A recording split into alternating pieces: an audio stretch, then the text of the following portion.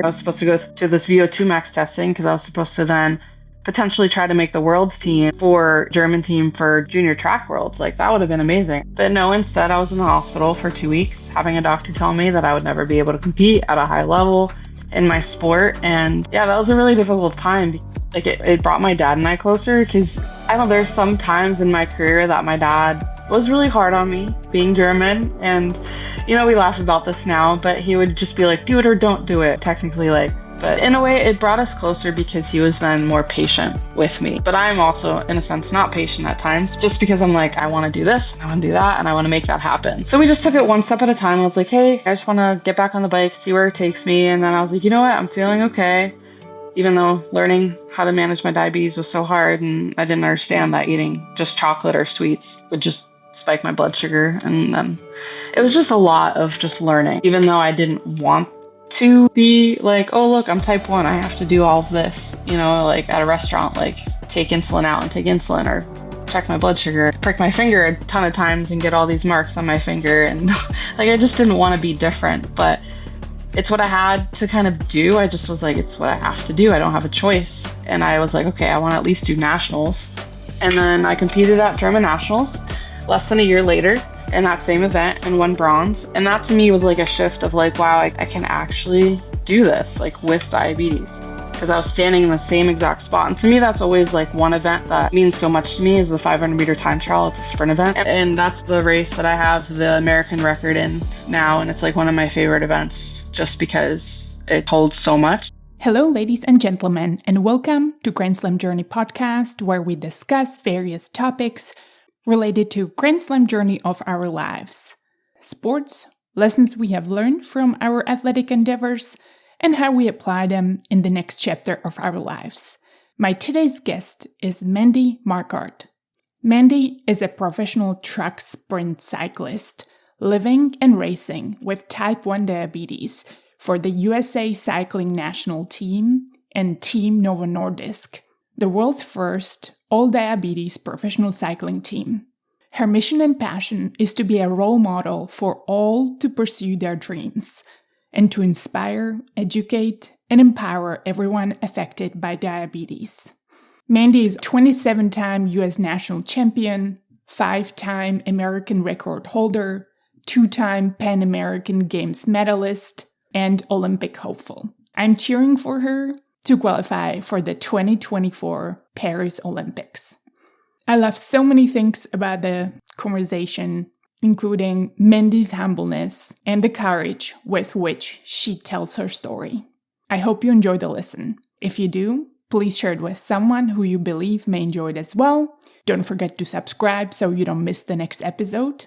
And consider leaving a review on YouTube, Spotify, Apple Podcasts, or wherever you listen to this episode.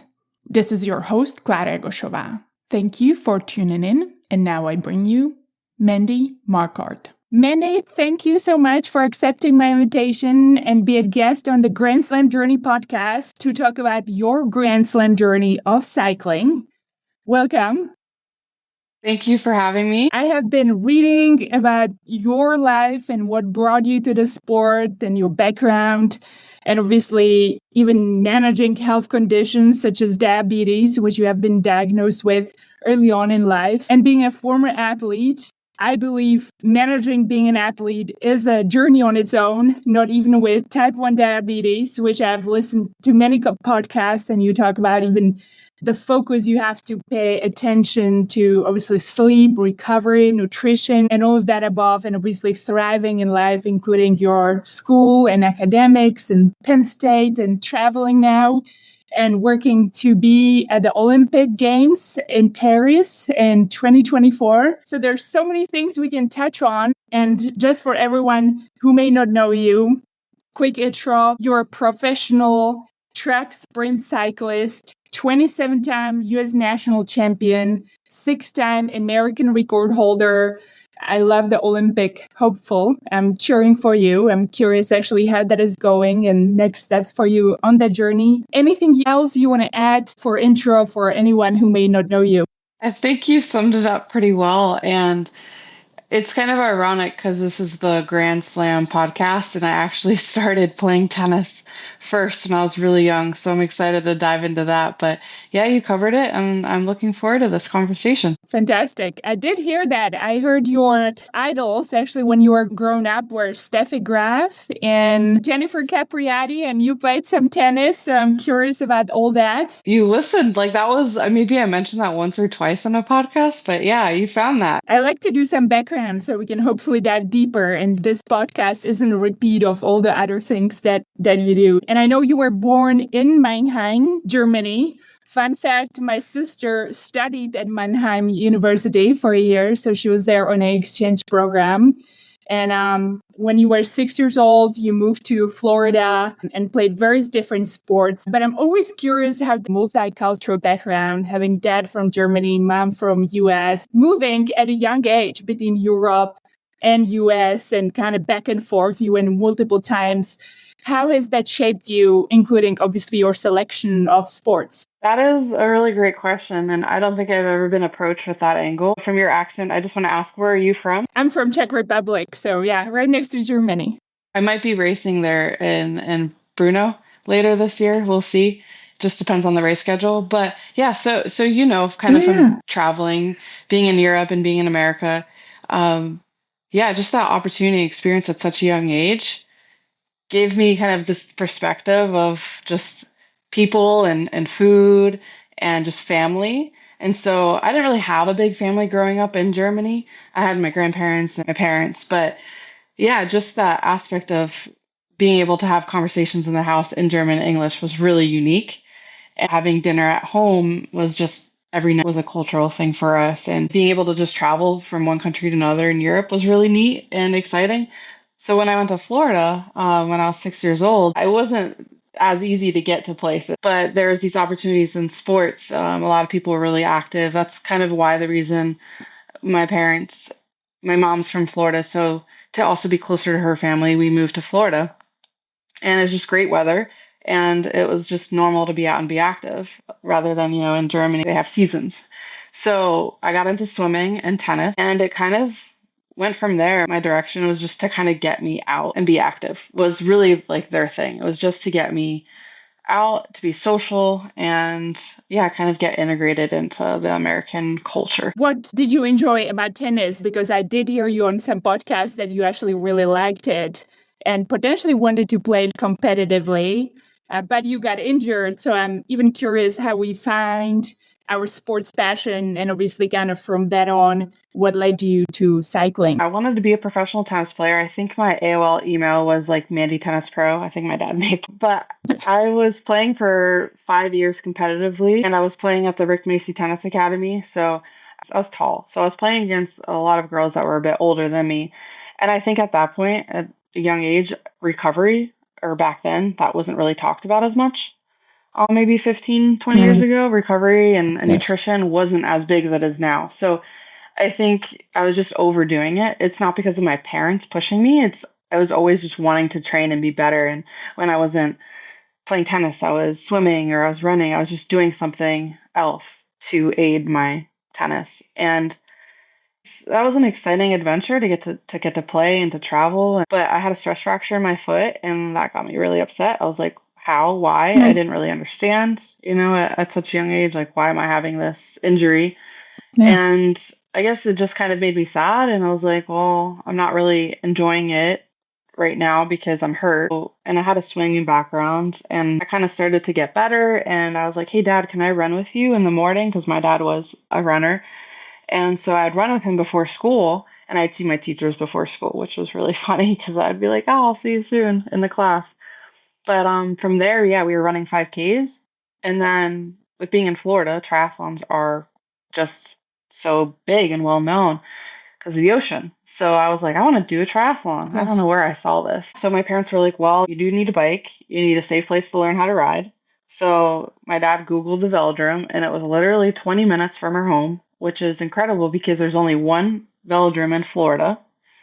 And there's not many active velodromes now in America, as many as they are in Europe. I went to the track, and there was some bike rentals, and it was in a park. So there was a former cyclist and coach and now director of the park who was so excited to have me there and show me the sport because there's not a lot of young kids either. I was like, okay, there's nobody really here, but I just loved like riding my bike and I noticed like, okay, this is actually really challenging and cool. And I'm like riding on this bank track and it was just different and unique. And there was just, I could go easy, I could sprint, I could do so many things. And I was like, this is kind of unique. And then I did triathlons for a few years, and I did my first national in the junior discipline for cycling. And so I was like, actually, this is pretty fun. I had success, and I was like, that's kind of cool. And I just kind of stuck with it. And I did triathlons here and out for a bit, but really cycling was then my passion. So it kind of grew from like this injury to just finding freedom on a bike where I just felt so relaxed and excited, but there was also not a lot of young kids that I was competing against other than nationally. But I was just like motivated because I was like, I want to beat that older guy in the group ride. And I want to beat this person that's like 10 years older than me. I guess I was just always like motivated to just be better and just see how far I could go. I didn't even know, but I was just like, this is challenging and I don't know where the direction of my life could go from it. But yeah, I met a lot of incredible people, and that's I think what's helped too. That community in cycling was there, and it still is really prevalent. And I heard you talk about the support system and the community on several podcasts and would love to dive into it. But even following on the passion you beautifully described, I felt relaxed and excited. I guess just to let you in, one of the reasons why I love my podcast and inviting guests on to sharing how they found their sport and the passion for it, I find that often it's really difficult to describe because it's this feeling. And I think when you're relaxed but excited, but kind of this feeling of freedom, I think the things that we really enjoy, we just know the feeling and how it feels when we enjoy it. But it's really hard to kind of explain for somebody else why you love doing it. So is there anything else, Mandy, you would want to add? Because it seems like you found something that you really enjoyed. Obviously, you were great at it because within a short period of time, you were able to build up to be really great in the nation and compete at the top level at nationals at the US. But anything else you would want to add to the feeling, or maybe your own realization? Maybe you have different words to describe it as well. Yeah, I would say like wearing a helmet and glasses, not that I'm like hiding, but I almost felt like this like comfort with it. I guess when I was really young, I just felt like this just felt right. You know, when I was swimming, it was like a helmet and goggles. I guess I've never really done like team sports other than like track and field and cross country. I guess that's not really very team oriented, but I guess it more so comes in. I've always just looked at sports as being individual, even though there's a big team aspect to it, which I have a greater appreciation now. But back then, it was like me against the clock or me against like so many people that I'm competing against, and like how can I improve? And like in triathlons, when I was younger, I used to like practice the transitions because that's where you could save time.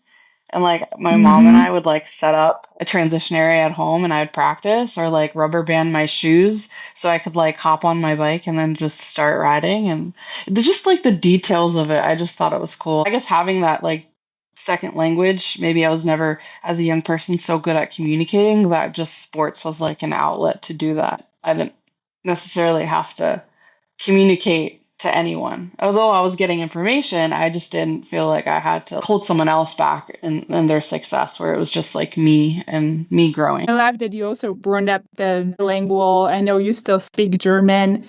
And so growing up actually led us into your childhood. Even your dad was obviously German. So did you speak German with him and English with your mom? Or what language did you have in the family growing up? So my first language is German. And when I came to America at about 6, my English was not good at all. And I went into pre-first, which is like not kindergarten and not first grade. So I was kind of in the middle there. And I felt really embarrassed about not knowing English.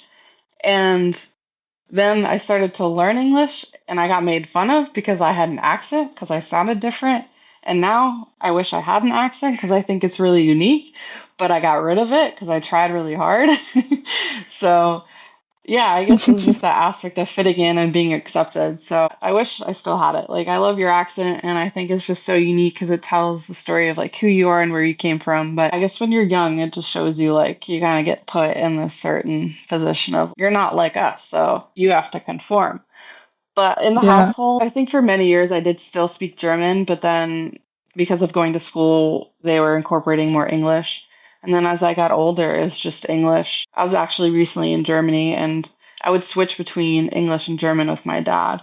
When I had to really speak from the heart sometimes, it was really hard for me to talk in German because I couldn't find the words. But if I just kind of had conversation with like friends or somebody on the street, German's fine. And just to let you in, I wish I had no accent. So we always wish to have the other things. So I'm impressed that you were so good in paying attention to English that one cannot recognize that your first language was actually German. So I'm kind of right at the stage where my English is never perfect and never will be.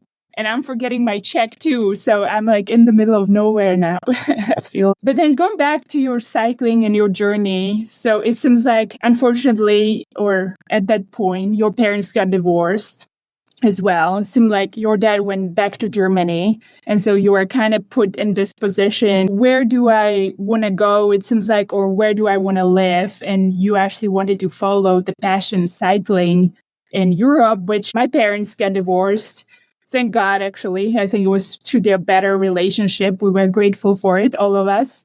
I was old, but my sister was kind of at that age, sort of your age. And I think she was impacted by differently than, let's say, me. So I think it's really hard for a kid to understand that. Like when you're in, the teens, you're going through your own kind of teenage stuff and this is happening. Plus, you're obviously trying to be competitive athlete. And then even your diabetes that I want to kind of dive into. So it seems like everything swirled into these few years that you've gone through so much change. So maybe tell us a little bit about it. How do you reflect on those years that seemed like was so much that you had gone through, but you also talk about it, how much stronger it made you? Yeah, I will definitely say it's impacted where I am today. Sometimes I look back at it, I'm like, what year and when did that happen? Because it's almost like this blur. Like 14 to 16, it was like, what happened? So my parents had split. My dad went back to Germany, and I've always had a great relationship, and I still do with both of them. And it was like you said, better that they, went their separate ways. Although at that time it was just really hard for me because like my dad was like my training partner. Like he was the one that would go running with me in the morning or fix my bike or like help me with running shoes. And so my mom was like there in a different role, like making dinner and just ensuring like I had the nutrition, everything that I needed. And they both like had different roles. So like when my dad left, I kind of was like not motivated to do anything. I kind of stopped sports actually for a bit of time, maybe a half a year. It was kind of weird. But I remember that time, like, I just made more time for like friendships and I was like having fun, like skateboarding and stuff and just being a teenager. But I never wanted to make it difficult for my parents, even though I wanted to be like reckless, but then I wasn't because I was just like, that's not me. But I always kind of looked at like, okay, sports was like something I was always passionate about, but I didn't know how to ignite that passion again because I didn't have like my teammate there, even though I was always a solo athlete. But my mom got me back on my feet basically. She's like, hey, look, there's this triathlon, the series that you did before. It's here. Let's make a plan. Let's get a new bike, a triathlon bike, specifically a triathlon bike. And so we went shopping for one.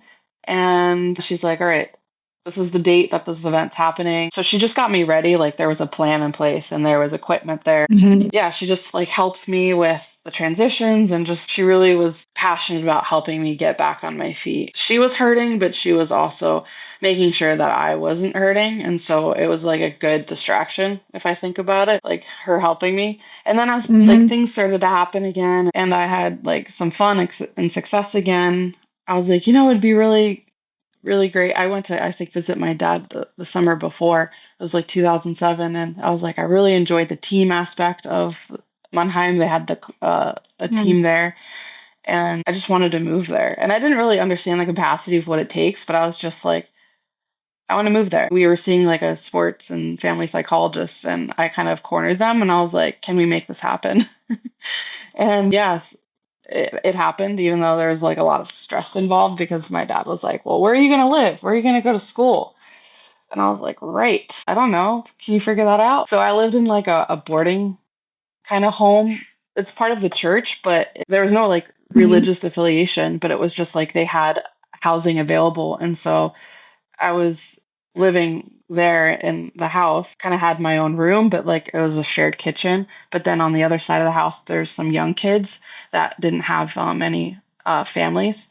So it was kind of neat to have dinner with them. And just my dad was like, this is good for you to kind of see this kind of life and see this kind of experience. Then I went to American high school in Mannheim, which is no longer exists. Actually, I went to a German school for a little bit of time. There's just so many details, but I was not very well accepted there. The teacher didn't like that I was American.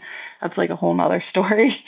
So Mhm. I just didn't have a good Wow. experience. So I went to the American high school in Mannheim, and I was able to continue my education there, even though my dad had to pay out of pocket for that and it was very expensive because we are not part of the military. So I got a really great education, and I started racing there and racing for the state because Germany has states. So I was racing for the state, and then I was racing for a little bit with like their national team. I'd go on national team camps, and then I went and did VO2 max testing after nationals one year, and that's where my diagnosis happened, and it was like total shock because I was like, I don't know, I'm tired. I go to the bathroom. I'm thirsty a lot. Like those are all symptoms, and it was quite a difficult time for sure. Yeah. Just to go back, actually, you mentioned you lived with sort of a boarding type of setting you had. So it sounded like you technically lived on your own in this environment where there were other kids. But how old were you when you did that? That's quite impressive. I technically lived alone when I was 15. I would take the Mm. train to school. I would do my own food shop cooking. Although they had some meals and I could sign up for them, but I wanted to cook my like healthier meals. So yeah, I was pretty independent at a pretty young age. And my dad lived and owned the apartment building, but he was waiting for somebody to move on. And so then from there, he would renovate it. And then later it was my apartment, which is cool. Yeah. So that's then where I lived after. I lived technically alone, but not alone. I had a similar situation. I guess I'm asking because it sounds very familiar. I lived on my own since I was 13. I had sort of my own apartment and I just went between the tennis courts and the apartment. So there were obviously people around. But if you want to be great at any sport, really, there's kind of these things that you have to do. And I never found it weird because that's kind of what you got to do to be great and you sort of know your goal. It's really grown up when you tell it to somebody else. They're like, what? You did like what? Everybody is kind of looking at you and saying, I never thought about it. I just did because it made sense. It was like the thing that you needed to do to be great at whatever your passion was, right? It seemed like it was just very much the same for you. Yeah, exactly. I've never actually met someone else with like similar kind of experience. And it's true. I didn't even think twice about it. Even my parents, they just checked in with me and I knew where I had to be and that was my responsibility. Yeah, how great. And I guess the responsibility and accountability, if you have it that early on in your life, even reflecting on my own journey, it will just kind of go with you. And it's equally, if not more important as we grow through life. And it's a value that stays with us and carries even to your next chapter, whatever you decide to do. Obviously, after cycling, hopefully you have many years still ahead, but it's a great value and a skill that I think I underestimated early on, even in my kind of post tennis career. Going back to what you mentioned, being diagnosed with diabetes, and again, you were 16, if I'm counting correctly and listen to your podcast correctly, which is, again, like really forming years. And it's right on the spectrum, really seems like with any sport, really the 15, 16, 17 is where all kind of the big national teams are looking at you as you're graduating from the teen years and transitioning to kind of the women's sport, right, of 18 and over. And so the performance is so important to set yourself up then for kind of the next success when you kind of graduate to the women's side. I mean, that must have been devastating. And I've kind of heard you again on the podcast, a doctor telling you you're never going to be able to compete at a high level at your sport. How were you processing all of that was happening between the 2007 and 2008 when this diagnosis was given to you? And obviously doctors that we kind of were taught to respect are telling you this news as a athletic talent and something that you want to see yourself thriving at for many years ahead. Yeah, man, it's hard. Like I just even like thinking about it all, I'm like, how did it even all work out sometimes? But it's true. Like I moved to Germany to further my career in cycling, and yeah, this is not the news that I wanted. I placed third at the German nationals in one event. 3 months later, I was supposed to go to this VO2 max testing because I was supposed to then potentially try to make the world's team for, the German team for junior worlds, junior track worlds. Like that would have been amazing. I've never competed at junior track world championships. And if you look at like most of the junior track cyclists, they have competed at junior worlds. But some of them don't move on and some of them do. But it would have been a cool adventure. But no, instead I was in the hospital for 2 weeks having a doctor tell me that I would never be able to compete at a high level in my sport. And yeah, that was a really difficult time because like it brought my dad and I closer because I always had a great relationship with both of them. But I know there's some times in my career that my dad was really hard on me, being German. And, we laugh about this now, but he would just be like, do it or don't do it. Technically, like, don't waste my time in a sense.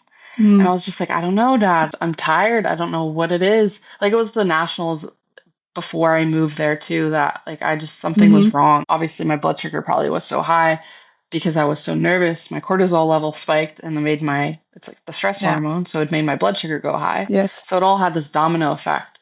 But when that all happened and then I was in the hospital, I could see my dad like this like fear in his face, kind of like of concern and like almost like he felt really bad because he knew I'd never like make excuses. But in a way, it brought us closer because he was then more patient with me. But I'm also, in a sense, not patient at times because I'm like, I have this like sight set. I'm like, I want to do this and I want to do that and I want to make that happen. So we just took it one step at a time. I was like, hey, I just want to get back on the bike, see where it takes me. And then I was like, you know what? I'm feeling okay. Even though learning how to manage my diabetes was so hard and I didn't understand that eating just chocolate or sweets would just spike my blood sugar. And then it was just a lot of just learning, even though I didn't want to be like, oh, look, I'm type 1. I have to do all of this, like at a restaurant, like take insulin out and take insulin or check my blood sugar, prick my finger a ton of times and get all these marks on my finger. And like, I just didn't want to be different, but it's what I had to kind of do. I just was like, it's what I have to do. I don't have a choice. And I was like, okay, I want to at least do nationals. And then I competed at German nationals less than a year later in that same event and won bronze. And that to me was like a shift of like, wow, I can actually do this like with diabetes. Because I was standing in the same exact spot. And to me, that's always like one event that means so much to me is the 500-meter time trial. It's a sprint event. And I was an endurance rider back then, which is kind of weird. I'm like, why was I never looked at as a sprinter, even though like I placed in the sprint events? But I don't know. Maybe I didn't have, my legs weren't as big then. I don't know. But it's like I didn't have the physique maybe or something. And that's the race that I have the American record in now. And it's like one of my favorite events just because it's just holds so much. But yeah, of course, at that age, it's like junior worlds and then making the national team and then potentially like, what does it look like for the Olympics? And it's a very complicated process. But at that point, I was just like, I'll just see what it's like to get back on my bike and see if this is like meant for me. Thank you for taking us even to that experience because reflecting myself, and I don't have diabetes, I love playing with nutrition and I subscribed to my CGM. I had like the 90-day monitoring and I swear, I think everyone should have it. Like it tells you so much more about yourself, even as you're mentioning like stress or sickness. Like I have Apple Watch and obviously monitor it, but CGM tells you so much more. Oh, I'm like not feeling well, a little bit cold, like my A1C is elevated, I can see it. And so this is even so much more important for obviously someone who has diabetes. And I love this technology development and the trend that has been advancing technology to allow us to achieve more goals and be healthy, whatever it may be for your life. But like 15 years ago, these things weren't really that accessible, as you're mentioning, even like nutrition. When I think about nutrition 15, 20 years ago when it would really matter for me competing. Like, I wish I had all of this knowledge that's now kind of available, and there's so much more science and podcasts and education around that you couldn't find, right? At that point, you literally had to go and find more of like the local experts, and even that was difficult enough. So like you said, there was a lot of trial and error for you, but if you have to reflect and kind of compare, when I hear you on podcasts, you get such a fine-tuned routine that I would even love to kind of, you let us into it versus, where you were starting. How would you describe the gap and perhaps even the technological progression that now allows you to be so much more aware of your body and what it needs? Yeah, I think I would have been like way back like then if I had all this technology and those resources and all the doctors and like Team Novo Nordisk back then, like right away, I'd be like, this is easy, like no problem. But yeah, to be able to like look back and when I was diagnosed and not know anybody with type 1 diabetes, because now like when people are diagnosed, like some doctors are like, hey, have you heard of Team Novo Nordisk? Or like they'll find us like through like social media, like Instagram was not a thing back when I was diagnosed. So it wasn't as easy to connect with people then. But yeah, it was like pricking my finger and insulin and just like having to carry all these devices all the time. And now it's like I have my phone and I can see right now what my blood sugar is. Or just like I recently got my Apple Watch and I can see my blood sugar right on my screen. So I'm like, that's nice because like if I'm out and about at dinner or like traveling and I'm like, oh, I kind of feel a little weird. Like, what is it? And I'll look at it and it's pretty accurate most of the time. I still check it to calibrate it occasionally, but yeah, I'm like, if I had that when I was diagnosed, I'd be like, this is easy. But it's made me more grateful now to have these resources because when I was diagnosed, there was a nutritionist that was working with older people. There's no like type 1 athletic specific nutritionist. I had to figure a lot of out by myself. And maybe that's why it took me so much longer to maybe progress in the sport because I didn't have those resources. Like I came across Team Novo Nordisk in 2010. And I was like, oh my God, there's other athletes with diabetes too. And I'm like, what do you do? Like, how do you do it? Like, right? Because it's like, maybe I can do it even better. Like, in a way of like, what can I do to be better? And I was just like learning from them because I didn't have that the first 2 years. And then the teams just like opened that door of like being able to talk about it. I remember going to like team camp one year, the first year, having to be in a room, like, because they split us all up. And it was just kind of like media training because we're not like doctors to say, okay, this is what you need to do with your blood sugars and this is what you need to say. But it's more of like, how do you tell your story? Like, how can you shape that? And I remember just like being in the room and then like walking out and crying and calling my mom. I'm like, I don't know if I can do this. Like the first time I actually really had to talk about my diagnosis. And then it was just learning that there are other people that you could help through that, like young kids, just like sharing your story. I'm back on my bike. I'm doing what I love. Like it does take a lot of trial and error. It does take a lot of days where I'm like powering through it, but it's worth it. And yeah, I mean, having this technology now, I don't know, can I say it's easy? It's a lot easier. So reflecting on that and even just your lifestyle, nutrition, I've heard you on some other podcasts that sort of made sense. I wouldn't think about it naturally, but it makes sense, like these long flights and obviously lack of sleep. Everybody knows, and so many people talking about in general how sleep is important, managing your levels. But because of type 1 diabetes, it actually impacts your A1C so much more. And so I just think about you and kind of, again, I feel like I know you a bit through listening to your podcast. You're so detail oriented and trying to figure out, obviously, if you want to be great at any sport, you have to do it. What is the attention to detail? How can I improve just this 1% of the time, right? Because when you're this great, we're trying to cut the splits of seconds, especially in your case, because you're a sprinter, like improving. I think just 1/10 of a second is a big win probably on a daily basis and so many things you got to do. So what is your routine, Mandy, and what did you find works best for you? So I actually came from, I want to say from an endurance background. I made the transition to track sprint cycling in 2013 when I did collegiate cycling too, and I tried my first sprint tournament. And then it was there that I had to relearn my whole diabetes regimen because being a sprinter, things happen so quickly and I only technically have like one shot, right? So it was like my blood sugar had to be perfect at that moment. And then as I learned in a sprint tournament, you have a qualification and then you have sprint rounds where you're racing against people. And that's like, I can race 9 times within a day.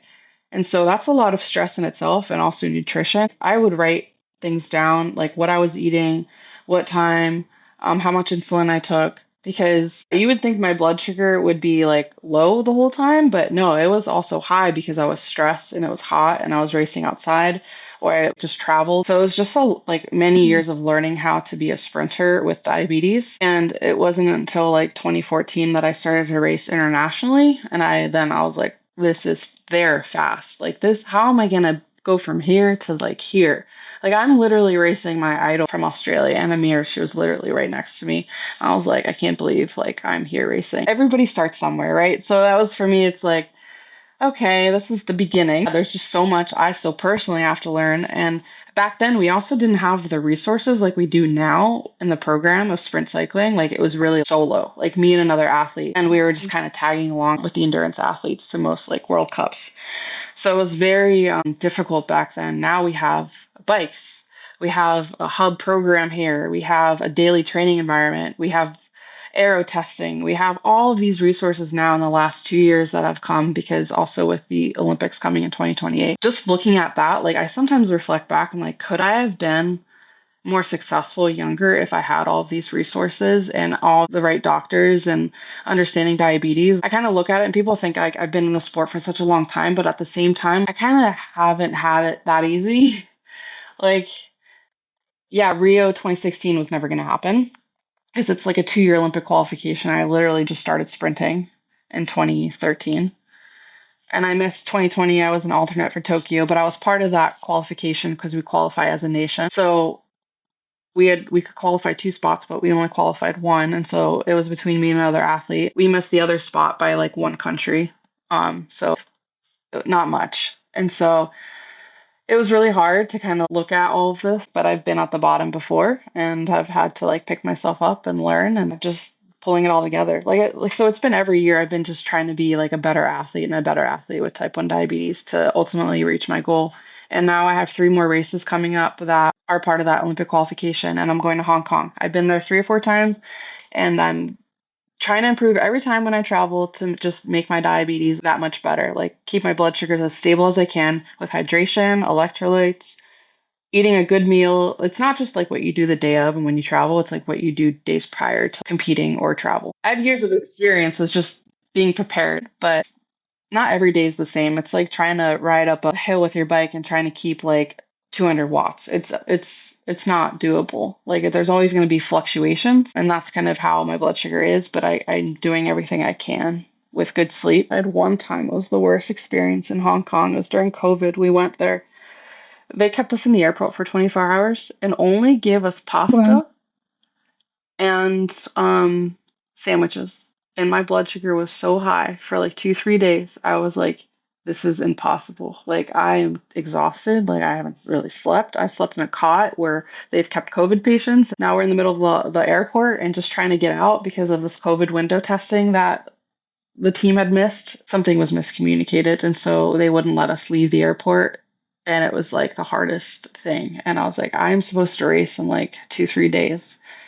And that fatigue just followed me. But like, I was like, I'm here. I'm just going to do the best that I can. But there's been a lot that have been out of my control. So I tried to control what I can. But yeah, it's always a challenge. Even though you want it to go perfect, it's never going to be. But as long as you're just prepared for that, like, it just makes it a little bit easier. I can imagine. And I've heard you on podcasts also talk about how much you just focus on the process and try to take all emotions out of it, right? Which is that alone is so hard. Even just, reflecting on me traveling. I've traveled also for tennis tournaments around the world. I mean, that thing alone is tiring for anyone, and not even think about food and nutrition and how it impacts your A1C levels, plus even the food poisoning. I always had sensitive stomach. So that alone, okay, what can I eat? And usually it's like the rice and pasta is like the 2 things you think that won't make you sick, especially in kind of the iffy countries. Funny enough, just to tell you, maybe listener's story, when we played in Egypt, the coach used to say, the one who don't poop their pants typically wins, because everybody would get a diarrhea at some point from just like digestive issues. So we've always just tried to see, even Yes. in these countries where we're not used to the food, what do we eat? And so you just have another level. I'm just impressed. Any other stories or things you want to? We went to Indonesia earlier this year. That was literally like we just traveled around the world. We went from Indonesia to race there, which was terrible food and just terrible conditions because like the food was always cold and like there were maggots sometimes in the food, and the way they clean the dishes was you looked out back and they were cleaning them out of a bucket, and you're just like, wow, you're here trying to collect Olympic qualifying points, and these are the conditions. Like it's like, oh my God. And I found this good ramen place around the corner that's kind of saved me a bit, but most of the team got like diarrhea. Some were throwing up. But thankfully I only had some diarrhea, but very little because I was also eating ramen from this place that I found, quality ramen. It was just very hot, and I'm like, I just want hot food. And then from there, we were gonna race in Egypt next, but there was like some time in between. So we went to Mallorca, and we're like all so happy to be there because Mallorca had good food and they put us in a good hotel. And then we went to Egypt. It actually wasn't so bad. I loved all the like baba ganoush, even though I was kind of like, oh my God, I have to be careful because it's cold. But it was hot, and I'm like, that is good enough for me. And then flew back to Pennsylvania and back to LA. So literally like went around the world within like a month. But yeah, I had to pack all my diabetes supplies, keep my insulin cold. There's this thing I use as a Frio case. It's like these beads that you put in water and then they kind of absorb the water and stay cool. So I put my insulin in that instead of like asking for a refrigerator every time, even though that's a great perk because then I can go food shopping and get like yogurt and stuff and have like food in my room.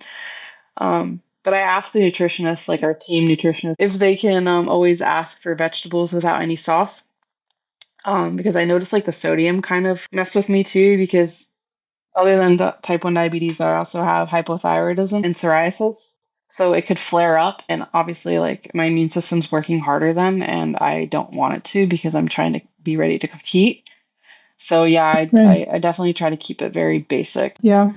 I Yeah. can't imagine just managing all of that. Managing food alone for an athlete, again, is a challenge. And I always say, if I knew how to eat better, I could have been a better athlete. This component just adds so much more complexity and just the need to focus and pay attention. But I do want to go back. You mentioned earlier and something that stood out to me that I find impressive. I actually don't think you have been at the sport for a long time. I actually think otherwise, because I was puzzled how you were competing for the longest time in endurance cycling, and that it seems like it wasn't until college when you actually switched to a sprint athlete. And so talk about that transition, because to me, that seems like a completely different sport almost, other than like the only thing seems like you have a bike. But it seems like the strategy and everything else that goes into it is like very different. So it seems like you're learning a completely different aspect of the sport. How was that? And to be great, there's some things around even biology and kind of the aspect of it being aerodynamic and how you obviously train for the sport. So any of the differences between the two that you want to bring up or describe, Mandy, as you transition to, I find a completely different side of the cycling. Yeah, it's so different. Like track sprint cycling. Like you tell people I'm a cyclist. I've had some people be like, "You don't really look like a cyclist." I'm like, "What does that mean?" Like, 'cause, I don't look like a Tour de France rider. I'm not super skinny. I have muscle mass, and so yeah, like I don't ride like many miles. I don't ride many hours. Like the longest road ride I go on occasionally is like 2 hours. I'm training mostly like 6 days a week. I'm in the gym 3 to 4 days a week.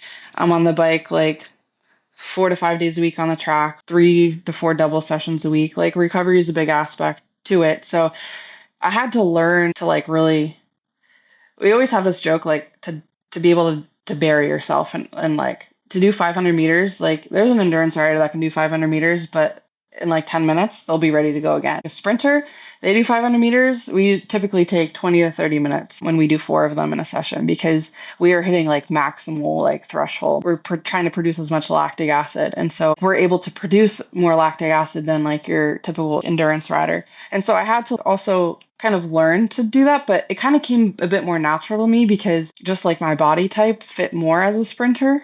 And I just liked the sprint races and some of the endurance events that we had. We had some shorter races, like scratch races are just like 30 laps with whoever crosses line first wins. Whereas like points races, it's like say 50 laps and every 10 laps there's a sprint. That killed me. I was like, I can't keep sprinting like every time. And so I just think physiologically, I was just going against it for a long time until a coach identified my sprint potential and was like, hey, you want to give this a shot? So we did some testing on a watt bike and I was able to see my power. And so like power to weight ratio, that was pretty good. And then we did like a 30-second power test, which is brutal, but it's like 30 seconds all out. And then my average was pretty good. And so it just took time to learn like sprint training and sprint cycling. I spent more time in the gym. I then had to learn the tactics. It was just like one-on-one on the track, or like the Kieran is like 6 riders. It was very more like tactical, where like endurance is like you just kind of go for hours or you go on the track for like 20, 30 minutes and there are different races. But the sprint is very tactical and I like that aspect of it because it's a little bit of a mind game too with like your opponent, like on the bike. But there's a lot of skills that you have to develop. So the velodrome is 250 meters and it's on wood and it's about 45-degree banking. So it's being able to ride the track with looking back if you're leading, and like there's a lot of a track awareness you have to have on bike handling and like pedal technique too. As you fatigue, can you keep like staying aerodynamic? Can you keep like a smooth pedal stroke, like to continue to put down power? And so just track sprint cycling came more naturally to me, but definitely I'm kind of bummed that it was like later in my career in a bit that I was identified as a sprinter. I did U23andMe. My team did that in 2010, and I actually identified that I am pure sprinter, like that CC power. And I was like, if I would have known like my genetics, like that I was more sprinter oriented, maybe my parents would have got me into more of like a power based sport at a younger age, right? But it kind of just confirmed like, yes, like my physiology is definitely more sprint. And it's just taken years with the diabetes and the sprint tactics and the sprint training and the strength over the years to build that. Like, yeah, I've been in the sport for a long time, but at the same time I look at it, I'm like, I haven't had the same window of opportunities as some of these newer athletes coming into our program in the last year or two with all this resources and help. I thank the coach every day, Aaron. I'm just like, I am so happy like to be here to like have these resources towards more the end of my career now, even though I wish it was more at the beginning, but at least it's happening, that I'm given still this opportunity. And he reminds me, he's like, you're a strong asset and part of this team. And even like my husband too, he also races, and we're both like the older riders on the team, but like we're both the riders on the team in the team event that do like the most amount of laps. We have a team sprint, so like we're considered position 3, and we're both the riders that technically do 3 laps. So we're like the engines on the back of a team sprint. But I guess he also came from an endurance background. Maybe that helped us. It made me kind of like more of a longer, dragged out sprinter. I'm working on the explosive element to it. You'd think sprinter being explosive, but there's different types of sprinters on the track. Like you have the explosive ones that have quick accelerations. You have the ones that like want the drag races, which I like, maybe from the endurance background. Yeah, it's interesting. There's different kinds of sprinters, different body types too, if you look. So actually, one thing that even comes to my mind, and you probably don't think about it, but I guess this will also unveil my, not inclination to cycling. But when I'm seeing you or somebody on the sprint track, like I get terrified because you go at like 40, 45 miles an hour, and I always think like accidents happen. Like, did you have to think about it and overcome it? Obviously, you can go pretty fast in road cycling too, especially kind of down the hill. You can get some good speed, but this is all out. And obviously, it's a kind of condensed track. So you have other cyclists, as you mentioned, probably need to cut angles and kind of figure out which part of the track is most aerodynamic and sort of how you want to take the curve. How did you think about that aspect, and were you worried even about falling, or kind of what happens if you fall? Because to me, that sounds really painful at that speed to fall. My worst crash ever was actually on my road bike, and I was not even going that fast. I was in a group ride in Germany. It was like literally like the second day I moved there, right? The second day I moved there in Germany, I was on this group ride, and the path got really small, and then all of a sudden there's these train tracks, and then somebody didn't really point out like a hole. So as we got closer to the right, because there was another group coming, my front wheel went into the hole, and I hit like the bottom of my chin, and my two front teeth just like cracked. And I'm like, that was a great start. Wow. When I was 15, like when I just moved there. So for like weeks though, I had to like walk around like I looked like it was like a snake tooth. I was just, and then one was turning like grayish. It was the root died. But like I don't know, the dental care was not so great in Germany, so like I had to wait until I moved back to America. And it wasn't until 2 years that I finally had the teeth like fixed, but not the root fixed. So for a long time I had this like grayish tooth, front tooth. I was like, this is awesome. And now I have, you can't even tell, they're great.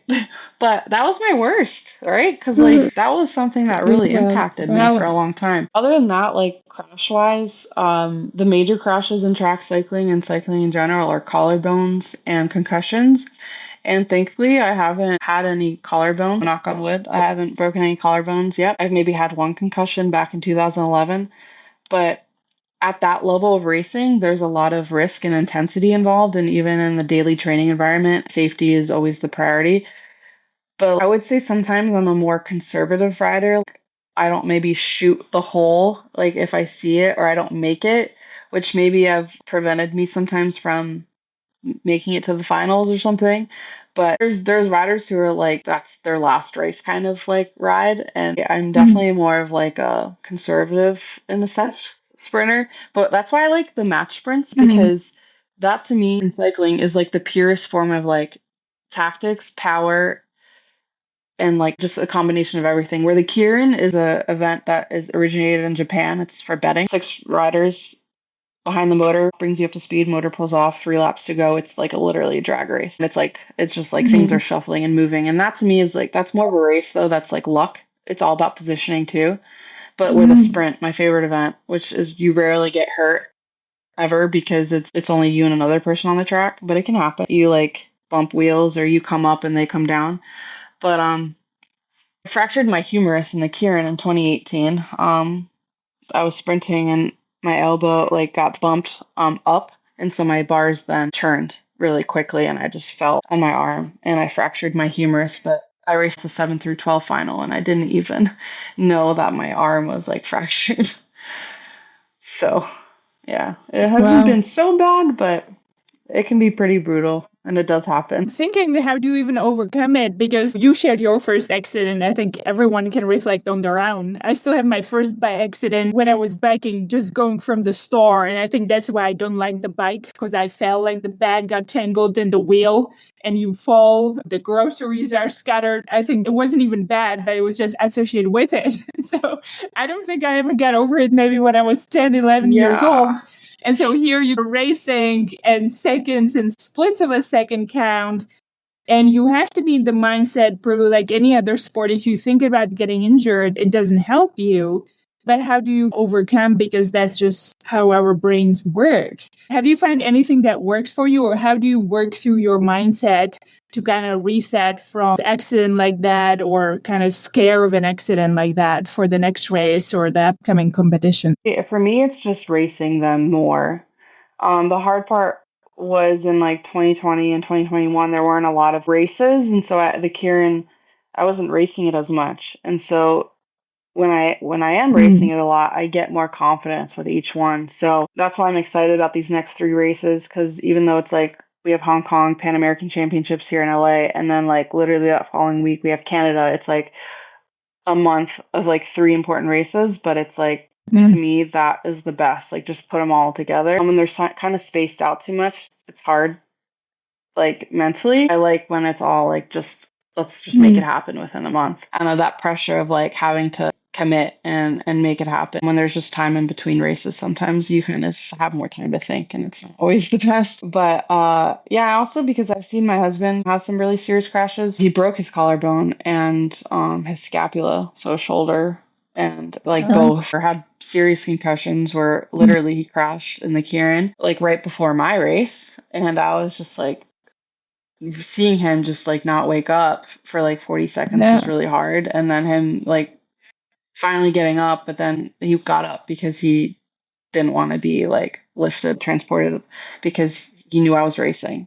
And just to know that I'm going to go to the hospital after, like I remember being in the Kieran and I like motor pulled off and then I just took off. Like I just went and I won. And then I remember just being like I won off of adrenaline and off of just like kind of like I need to get out of here and go to the hospital. Yeah. I guess that race Yeah. just physically that's a good race for me, but like mentally sometimes I have a little bit of like trauma with it. But I think just through like more racing has always just helped me. Mm-hmm.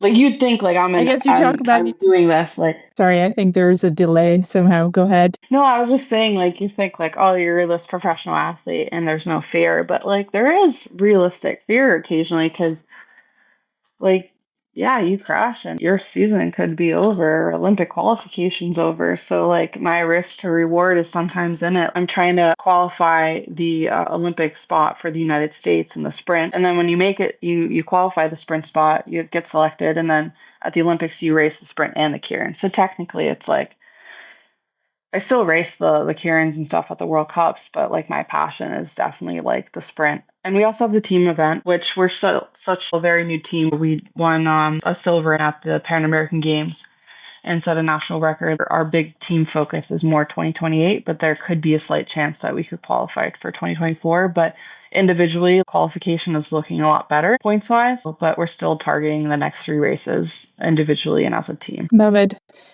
Just to go back, when you mentioned your husband, Jamie, who's also a track sprint cyclist, as we talked about the support systems, how the two of you coordinate, how do you share tips? Do you kind of train together or advise each other with mindset or even kind of overall? Because obviously one of the things, interviewing guests from different sports on my podcast, and you've shared in many other podcasts as well, how important that is to athletes' growth, having the right people around you, having the right environment. Often, even what you're mentioning now, that the USA cycling team is really investing in this sprint cycling and getting you environment set up in LA. So I would love to even hear how your obviously camp is going in prep, but what do you want to share about your support system and even any tips with your husband that you do share to kind of grow together in the sport? That's great. And it's something that, I definitely want to chat about because it's happening now and I wouldn't be able to be in California. I don't live here. We don't live here, but we stay with a woman. Her name is Mary Lou. I met her through a sports massage therapist because I was looking for housing maybe 5 years ago, and I was like, "Is there someone that you know that I could rent a room from?" Crazy how like things happened. I remember the year before at nationals, I was like, "Wouldn't it be awesome just to be out here, to come out here to like stay with someone?" And then it all just like happened. I just said it to the universe and to Jamie, and it like happened, and we stay with Mary Lou, and she's amazing. She's 83 and she's so upbeat and like huge support system for us because she allows us to stay here. I shipped out my old car like 3 years ago. A lot of the athletes live here. We're all the older athletes, so we don't really have the capacity to like move here. We have animals and a home back home, but because Jamie had retired and came back after the program kind of picked back up again and won nationals and was like given an opportunity to basically be part of it. And so we were like, we can't like let this opportunity pass. So we have this amazing home here in California, 20 minutes away from the track. I have my old car here, like the help and resources and support. We've been able to make this happen.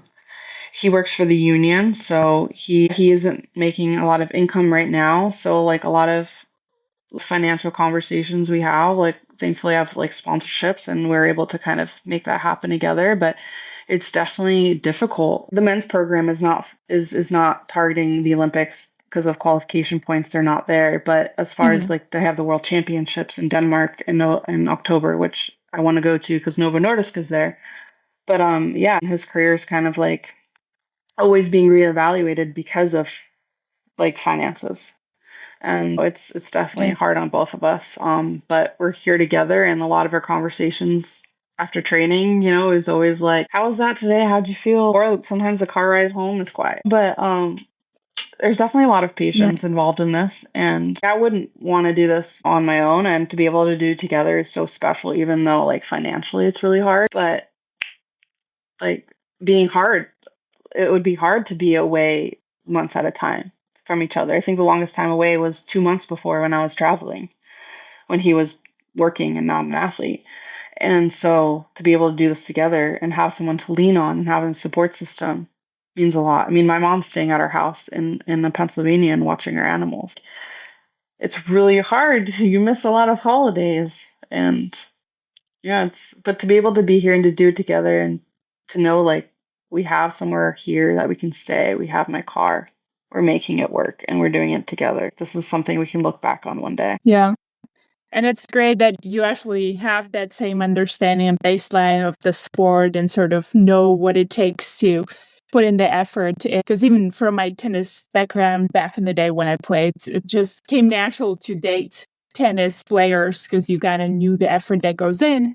But when you both travel, you never see each other. So it's always a long distance relationship. So I was wondering kind of how much the two of you, how it helps or not. So it seems like you're actually able to train together, because especially in tennis, like the men's and women's tournaments aren't at the same places. So if you both travel, like you literally just have a phone conversation. So it seems like at least in cycling, you have some sort of common races to where you both actually are at the same spot competing at the same time instead of traveling separately. Is that correct? Yeah. Yeah, like we went to Indonesia and Egypt and raced this year. And so we got to go to the pyramids with a couple of our teammates and to just be able to experience that together.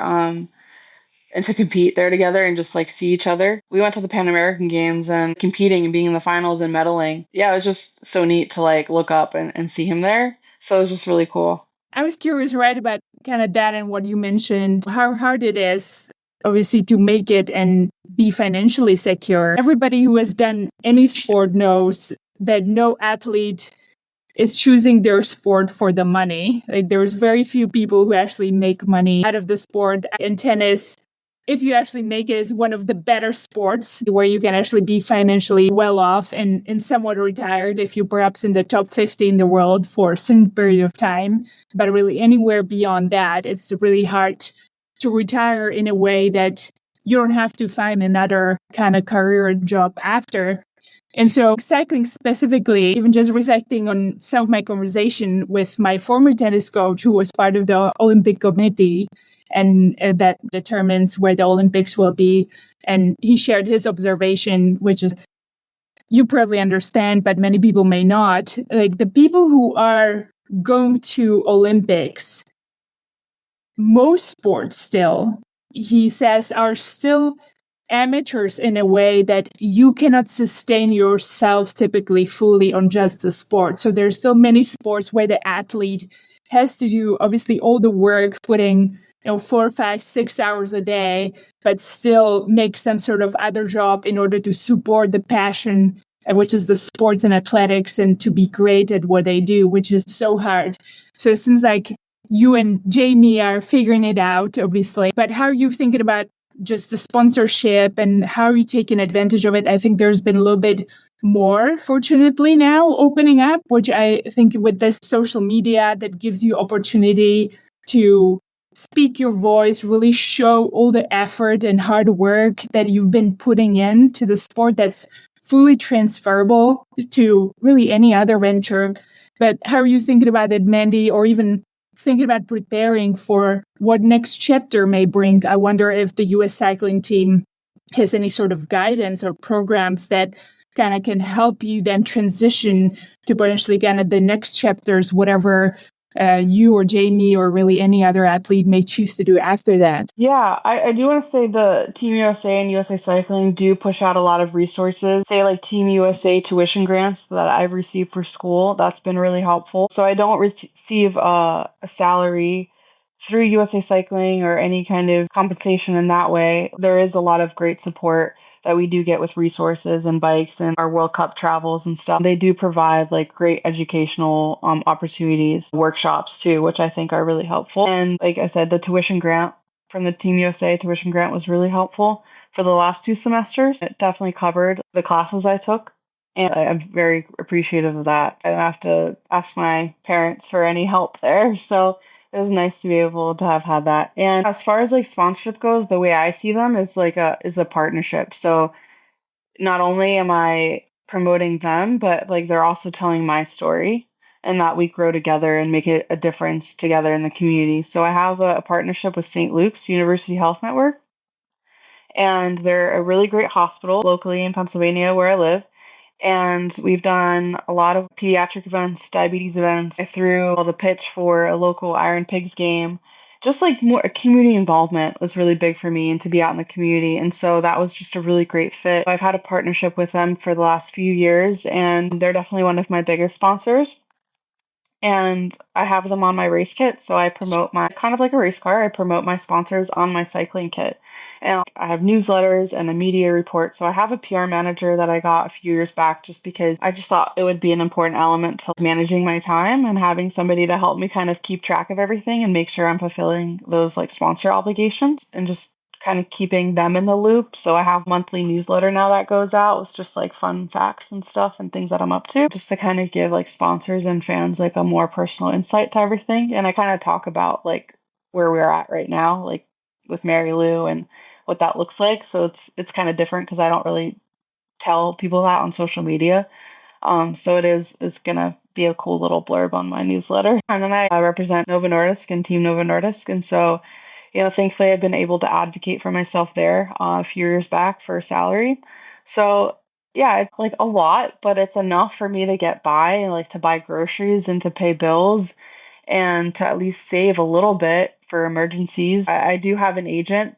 Haven't really secured anything big yet in a sense, but he helped me with my website and my logo because I want to continue to give back with any kind of capacity I can with diabetes. I'm not able to attend the Juvenile Diabetes Research Foundation Gala in Florida that I was invited to, but I'm contributing to a video. I recently connected with this mom who her daughter was recently diagnosed, and so that's why she got involved and saw that I was from Florida. So I'm creating a video that they're gonna have at their gala. Unfortunately, I can't attend, but like little things like that, I just think are so unique and have created like opportunities for me to reach more people with the sport and with diabetes. I hope to some capacity one day to continue to be able to do that. I don't know. I'm not sure what. I'm not putting any limitations, but we'll see. We'll see. Yeah. I don't think you should put Like this is a full-time limitations, job. Mandy. I can understand. And as I've been studying your videos, I have to say they were very moving. The ones you have on your website specifically, I love them. And you're just so natural and your passion stands out. I always find that even in conversations in podcasts or in videos, when people are really truly passionate about something, it comes out, and I can definitely sense it from everything I've read and seen. And I look forward to staying in touch and following your journey. But if I may have maybe one or two more questions, I'm curious if you could let us in even your training camp now. I guess two things. I know you're training now in LA and preparing for these 3 big races that are super important for you to qualify for the Paris Olympics. So what does your training look like, kind of average day? And even I would love to know if you can take us through your competition day. Because again, as you mentioned, even from some of the other podcasts, like in your discipline, there's no room for error. So I was wondering what your routine looks like and how you're preparing before you kind of stand on this line and then you have to go as fast as you can in the shortest period of time you can. Yeah, so it's crazy because most of my events are less than 30 to 45 seconds, but I'm literally training like I'm not riding the whole time, but literally like 40, 50 hours a week is just all around recovery, driving to training, gym training, massage therapy, you name everything to just help me continue to progress. So on Mondays, it's like usually like a single track session. I'll kind of give you the week, like just in a sense. Tuesday, Thursday is gym in the morning at 8 o'clock, and we're there about 10. And then the track is around 1 o'clock. We start warm up a little bit before, and then we're there about until 4 o'clock. And every session is a different type of workout, whether it's standing starts, over geared efforts, accelerations with smaller gears. It's all based off of RPM. And in that, too, we're always getting told to be more aerodynamic. Like our coach yells out aero. I'm like in the middle of the effort, you're just like trying to get more aerodynamic because it does save. You're trying to save a tenth and you can get a tenth off of being more aerodynamic or just like your head and body position. There's a lot there. It's not a comfortable position because like we're actually configuring some aero testing on Thursday. We're changing a little bit my seat or trying a different helmet. So that'll be cool. I'm excited to see where else I can save some time. But Wednesday is usually recovery day. And then Friday is usually a single session, but we're at the track usually from like 10 to 3. We're gone all day. And then Saturdays is gym with a road ride. And we ride along the beach here. And it's a lot of long days. At home in Pennsylvania, we have a velodrome, but it's an outdoor track. So it's not Olympic size standard. But at home, I can go home for 2-3 hours and relax. But here, like we have to pack our food. Like we could literally get home around 5, make dinner, meal prep for the next day, like just make more. And we usually sit down with Mary Lou and have dinner. And then we go to bed by like 8 or 9. And it's like all over again. We wake up at 6. So we're like meal prepping all the time. We go to Costco and buy in bulk. And like you think like you look at our cart and you think we're like feeding a family. It's a lot. That's our lunch and dinners. We barely go out to dinner. If we do, it's like maybe on Saturday we have a date night or something. But most of the time we're just recovering. And as far as like racing goes, it's kind of great because the mechanics take care of our bikes in training. I mean, like at the races. So in training, like we do our own gear changes because it's a fixed gear bike. But when we go to the races, we have mechanics that change our gears. And then we don't have to cook. So that's kind of nice too. I'm like, oh my God, I don't have to worry about cooking. But they're really long days. Like they're at least like 3-4 days straight of racing. And it's a lot of like early mornings. So like late at nights, depends on how far you get to the finals. But exhausting days. I remember my whoop was telling me I was in the red and the orange. And I was like trying not to look at it when I was racing because I was only sleeping like 5 hours a night. Because like you get back at like 10 or 11 and got to wake up at like 6 a.m. because racing starts at 9 or 10 and you got to eat breakfast and be at the competition venue 2 hours before. So it's a lot of like just half of my bag like, is usually food because you know I never know the circumstances. Like you had said, you've competed, you've played in South America. It is not always great, so you just got to be overly prepared. And I do pack snacks with me, and just make sure I have a protein shake always on hand, and that I'm like focused on recovery in between the sprint tournaments too. I actually had a circumstance when my blood sugar was going really high in Chile, and I texted my endocrinologist, like, hey, my blood sugar is going so high in between these races. I'm getting these spikes, and it's really exhausting. Like, what can I do?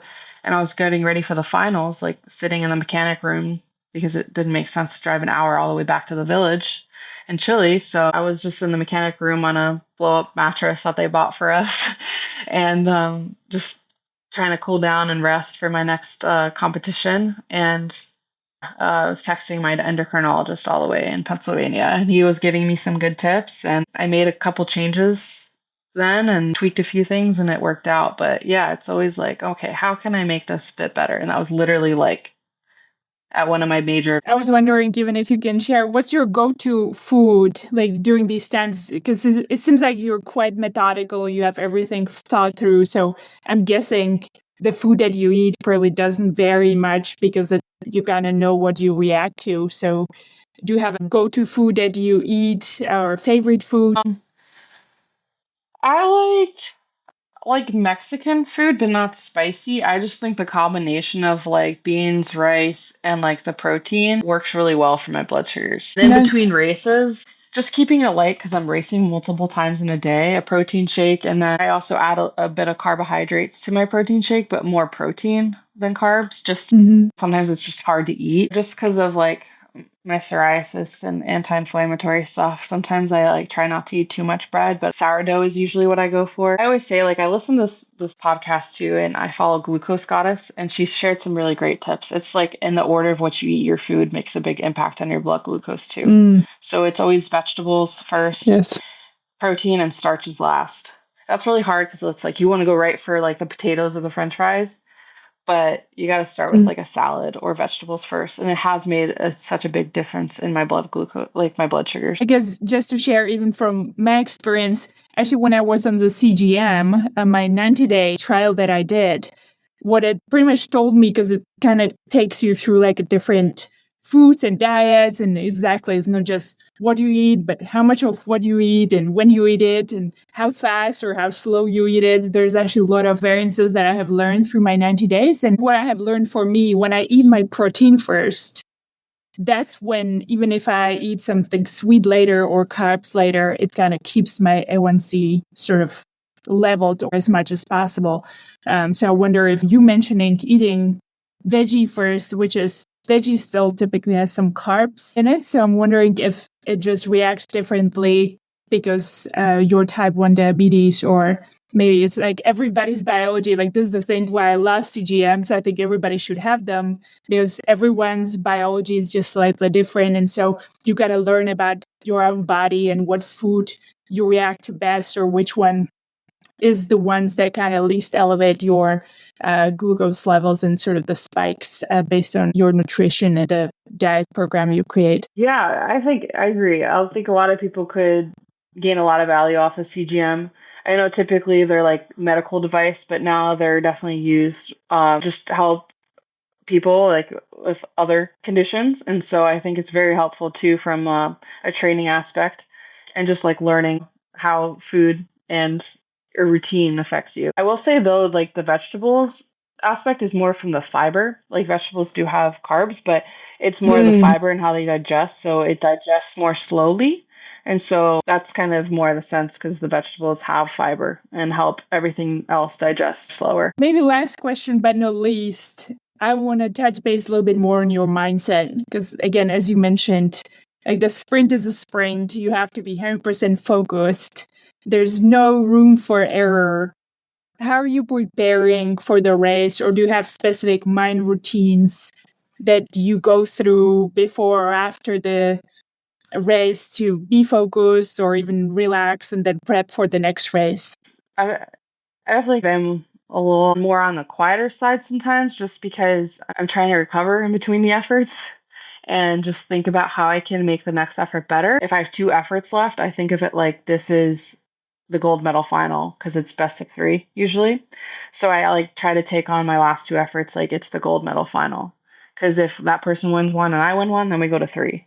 And that's not fun because then you have to there's only like sometimes 10, 15 minutes between the decider, and that's really difficult. So I try to have this mindset in training. I bring that intensity in it, like with like racing, or like when we do a team training and team sprint training, and there's always a technical aspect to what we do too. I'm always kind of thinking and also communicating with my teammates on ways to make this more efficient. It's all about drop off speed. It's all about also like there's so much detail, but like the first rider in a team sprint brings you up to speed, right? So that person just goes all out. The second rider is definitely a more like technical position because they have to get on, but they shouldn't get on right away so quickly because they want to form a gap so then they can when the first rider pulls off after the lap, they're creating that slipstream so they cross the line close to like where that rider pulls off. And then it's like two like me and another rider come through, and then it's like that affects me because if she's on it and then gets off of it. So in training I'm kind of communicating that with my teammates too. I'm feeling this like so a lot of it we've created more of like race day scenarios too in these training environments, so to bring that intensity and also this competitive element. Our coach says we don't want combativeness but we want competitiveness. And so like that's a great element to like training is I'm definitely feeling good pressure from my teammates to like want to have a great time that day or, like be competitive in that training environment. So yeah, like years early on, I was studying like tactical positions and like if you're up track to gain a height advantage, there's like places on the track that you want to be in certain parts of the race. And I feel like I've nailed that pretty well, but now it's just sometimes the who am I racing and how does that change? Like how does those technical elements change? Depends on who I'm racing. Not every rider I'm racing, like tennis player, that person might have a stronger backhand than a forehand. So it's like every person I race against has a strength and a weakness. And knowing that, like, I try to play to my strength or race to my strength. But that's taken years to develop and years of experience too. And so, yeah, now it's just bringing more intensity in that daily training environment to help lower the nerves when I get to race day. Mm-hmm. Yeah. And anything specific that helps you with that, Mandy? Do you have any mind practices, meditation, or specific music you listen to? Yeah, I do listen to music as I warm up, and it's varied over the years. It used to be like a little bit, it used to be rap, and then it used to be like techno pop music, and now it's country music. I'm like, Love it. what is happening? It's more of like a relaxed warm up, I guess. But yeah, as far as like routine, I love yin yoga. It's restorative yoga. At home I do that with my mom every Wednesday, but here I don't really get to do that. But yeah, just to kind of disconnect and move my body in a different way, like Pilates or yin yoga has been really beneficial. And if I take time off, I'm taking time off and I'm not thinking about my bike. And I'm okay with taking time off. I think that's the hard part some athletes have, is to be able to disconnect.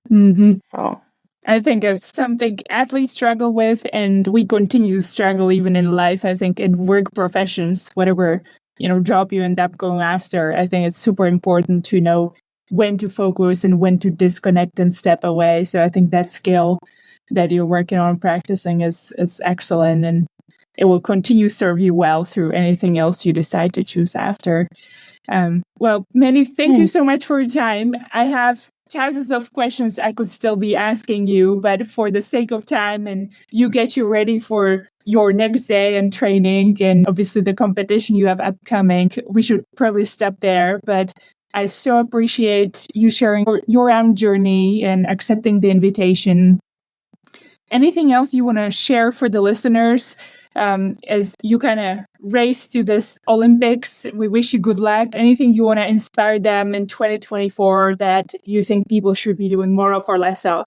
Just continue to do what you enjoy, and it's okay to say no sometimes, right? I've sometimes have disconnected myself from social media, even though I enjoy it, I do. But I find myself just mindlessly scrolling sometimes, and I've actually deleted like Instagram or some of the social media apps, and like a few days later go by and I'll re-download it and just kind of check in and say what's new. But it's okay to like disconnect sometimes and don't feel pressure to kind of have to be involved. And I think that's what's kind of helped me, is that I've deleted Instagram occasionally here or there. I do it when I get close to racing too. I don't like to see it because, like a lot of my competitors are like friends, but I just don't really want to see what they're up to, and I don't want it to like affect my mindset or my like anything. So to be able to disconnect and be okay with it, and is definitely hard to do because you don't want to feel like you're having FOMO. but it's okay to do sometimes and just be more present. That's what I've been doing more in the last like year and a half. So love it. And to subscribe to my newsletter because I share some tips and training and life insights and stuff. Yes. Keep everybody in the loop. I actually did subscribe, so I look forward to the next newsletters as you shared, and I hope many people will as well. I'll add the link to the episode notes. But anyone else, how can people find you or follow you? Obviously, we kind of heard about your Instagram, and I'm sure you have a busy schedule, so not for everybody to bug you. But is there a best way for fans to reach out or follow your journey? Yeah, to just connect with me on Instagram and Facebook. I know I said I sometimes disconnect from those, so if I don't get to your message within a couple of days, you'll hear from me though. But yeah, just to stay up to date with my newsletter is probably the best. I probably will fill you in a little bit more detail. I'm open to messages and hearing people's stories too and their diabetes journey. It's always great to connect with others. And I'm glad that we connected because of LinkedIn. I've been using that a bit more because of school, and it's really helpful, and I actually enjoy scrolling through it. Excellent. Well, thank you so much again, Mandy, for even being open to this conversation. It's been a pleasure, and I'm keeping all of my finger crossed, and good luck, and just be yourself. And I know you will do great with all the hard work you're putting in and your routine that you've been perfecting. Thank you so much. This was a great conversation, and it's awesome to have that conversation with a former athlete. I still think you're still an athlete, because once an athlete, always an athlete. I'm trying to keep the athlete title myself. I've tried to give it up back in the past, but I think of myself now more as a business athlete, because I think what you learn through your sport, whatever sport we choose for ourselves, those skills are always transferable and will kind of help you grow in your next chapter. So one of the reasons why I started this podcast, to meet more people like you and get inspired from their own journey. I love that. If you enjoyed this episode, I want to ask you to please do 2 things that would help me greatly. 1, please consider leaving a review on Apple Podcasts, Spotify, or any other podcasting platform that you use to listen to this episode. 2, please share this podcast with a friend who you believe might enjoy it as well. It is a great way to remind someone you care about them by sharing a conversation they might be interested in. Thank you for listening.